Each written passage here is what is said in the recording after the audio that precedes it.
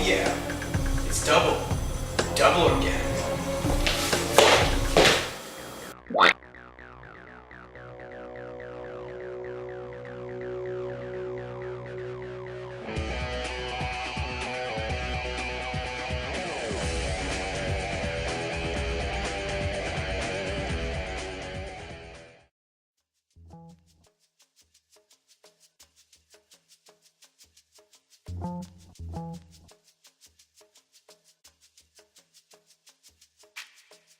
Alright, recipe number 4, which appropriately follows the third recipe, which was mashed potatoes. And so this is the gravy. And we're using coconut milk, which I've already gone ahead and made. You can check out the video where I show how to make coconut milk, and then you'll know how. Now, also, if you need to know how to open a coconut, first and foremost, I've also got a video on how to open a coconut, and I'll post that below as well. But the base is coconut milk, so we got that. And what we've got here is about 1 cup or 250 milliliters of coconut milk, and that is approximately what you're going to yield from 1 coconut. I also have the coconut pulp left over, and I'll be adding some of this at the end to do any thickening.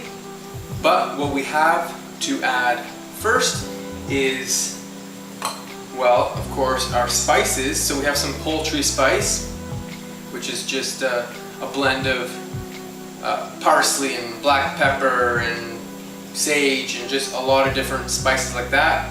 I've also got my dried celery powder in here, and you could also throw some more black pepper in here. You could throw some optional garlic, throw some cumin in there. It's just some different flavors to put in there. So that's our spices. Next we have some mushrooms. So you could lemon marinate these. Now these are just shiitake mushrooms. You could use any mushroom really. Probably the darker the better, because it's going to add color. That's the real purpose of the mushrooms here, is to add color. Right now we got some white, and we got to get it to that light brown, dark brown. As an option, you could leave some chunks at the end, so blend it all up, then throw some in and pulse them. I'll leave that up to you for our mushroom gravy. And lastly, we have some dried tomatoes. I dried these myself, and also some dried mango. And these are going to help with thickening and some flavor as well as color. Alright, so this is a pretty simple recipe. We just have to blend it all together, and there we go.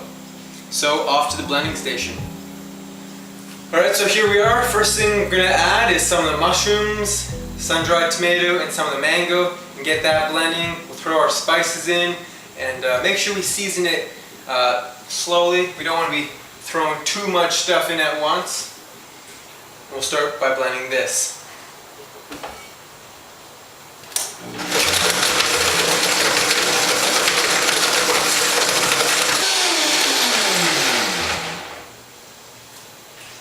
Now, because the dried mango as well as the dried tomato are a little bit tougher to blend, and I don't want to over blend and cause a lot of heating, what I'll often do is just blend them up very quickly, then let them sit for 5 minutes and soak, and then they'll blend much easier.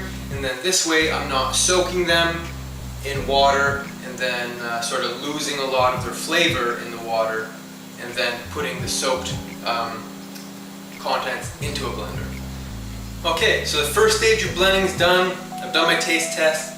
It tastes really nice. And so what I'm going to do now is add a little bit more mushroom and a little bit of the coconut pulp to help thicken it up ever so slightly. Okay, looks good. I'm going to pulse the last bit of mushrooms in, give some chunks, then we're done.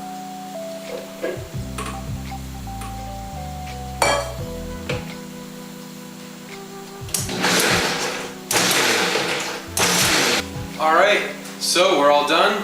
All we've got to do is take our gravy boat and fill it with our gravy.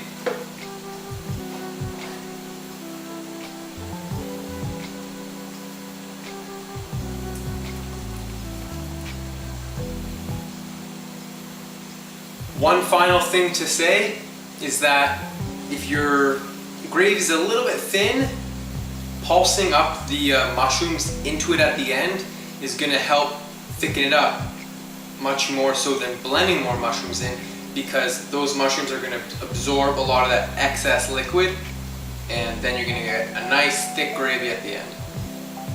Hope you enjoyed that on top of your mashed potatoes. Peace. If you enjoy these recipes, highly suggest you check out my recipe book, 50 gourmet, low-fat, raw, vegan recipes that are completely nut-free. And at the end of this video, a bunch of pictures of my recipes will show. Oh yeah, it's Double Organic. Don't forget to subscribe on YouTube. Comment, like, share, and subscribe. We got epic recipes for you. Fitness and raw food motivation. Connect with me on Facebook and Instagram. You won't regret it. Stay tuned for more.